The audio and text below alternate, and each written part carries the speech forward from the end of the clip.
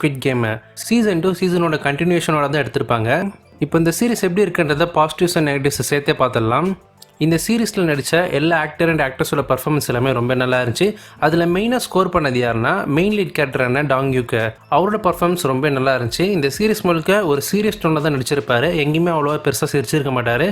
இவரை ஃபாலோ பண்ணி காங் யூன்னு சொல்லி ஒரு ஆக்டர் ட்ரெயின் டு பூசன் படத்தோட ஹீரோ நடிச்சிருப்பார்ல. சீசன் 1 கூட நம்ம ஹீரோ பார்த்தினா அவர் தான் செலக்ட் பண்ணியிருப்பாரு. த சேல்ஸ்மேன் சொல்லுவாங்க.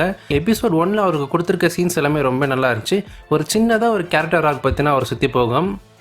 ஒரே எபிசோடில் அவர் எதுக்காக இதை பண்ணுறாரு, அவர் மற்றவங்களை எப்படி தேடி போய் ரெக்ரூட் பண்ணுறாரு அப்படின்றத அந்த ஒரே எபிசோடில் பார்த்தா காமிச்சிருப்பாங்க. இந்த சீரீஸில் ஃப்ரண்ட்மேனாக நடித்த அந்த ஆக்டரோட பர்ஃபார்மன்ஸுமே நல்லா இருந்துச்சு. போன சீரீஸை விட இதில் அவருக்கு ஸ்க்ரீன் ப்ரெசன்ஸ் அதிகமாக இருக்குது.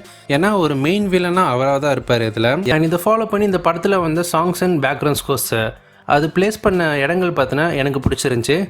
ஒவ்வொரு கேம் விளையாடும் போதும் அந்த கேமுக்கு ஏற்ற மாதிரியான சாங் பார்த்தீங்கன்னா ப்ளேஸ் பண்ணியிருப்பாங்க. அண்ட் பேக்ரவுண்ட் ஸ்கோருமே அந்த ஸ்குவிட் கேமுக்கான அந்த ஒரிஜினல் வைப் பார்த்தீங்கன்னா இதுலேயும் ரீக்ரியேட் பண்ணியிருப்பாங்க. எபிசோட் 1 and 2 இந்த 2 எபிசோட் மட்டும் கொஞ்சம் ஸ்லோவாக போன மாதிரி எனக்கு ஃபீல் ஆச்சு. ஏன்னா இந்த 2 எபிசோட்லையுமே நம்ம ஹீரோ அந்த ஐலண்டை கண்டுபிடிக்கிறதுக்காக முயற்சி பண்ணிட்டு இருப்பாரு.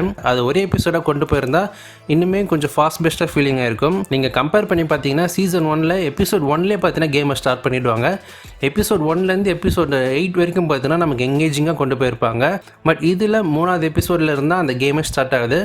அதனால அந்த எங்கேஜிங் ஃபேக்டர் கொஞ்சம் மிஸ் ஆகுது. ஃபைனலாக இந்த சீரிஸோட எபிசோட் 7 முடியும் போது ஒரு கிளிஃப் ஹேங்கரோட முடிச்சிருப்பாங்க. பட் முழுசாக ஒரு சீரிஸ் பார்த்த ஃபீலிங் பார்த்தோன்னா நமக்கு கொடுக்கல. நம்ம ஊர் தேட்டர்லாம் ஒரு இங்கிலீஷ் படம் போடுவாங்க.